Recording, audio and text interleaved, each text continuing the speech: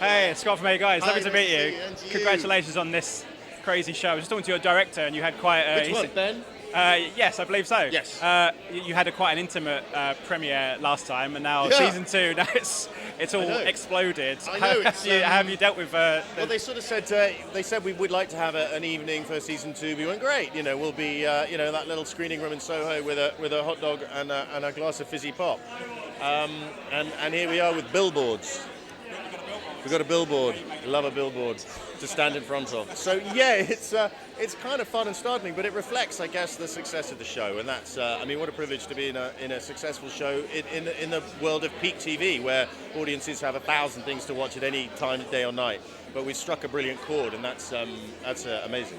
Why do you think the show did strike a chord? Because it's obviously consumed in a very different way than the normal TV is, but I guess that's part of its charm, and that people can pick it up at different points and have just discovered it. I think so, but I think also that everyone has an into this show.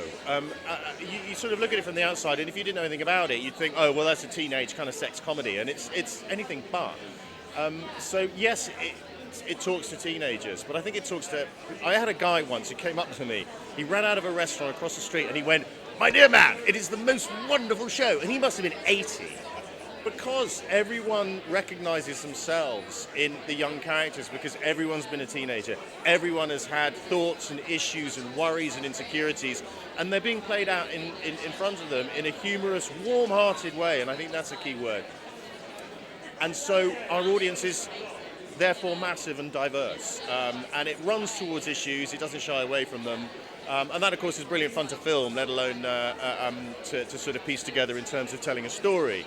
So, we have a great time doing it, but I think the audience have a really good time watching it. And I think that's a vast audience, and an age range is huge, which is amazing, as I said. Yeah, and the great thing about the show I love as well is that there's such a vastness of these characters, but everyone has their story, and even your character has his own story in the background. It must have been great to play not just the teacher, but to have something else going on in the background. Yeah, big time. I mean, you sort of...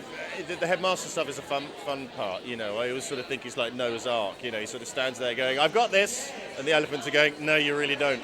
And so, but you know, everyone, we're all human beings, and I think finding, you know, in whatever sort of material that you're given, finding the human being first and foremost is really important. You know, again, as I said, everyone's got vulnerabilities, you know, and God knows he's got issues, as we know. So, you know, the relationship, a lot of stories are based around kind of parent-child relationships, and this is a classic father-son in many ways.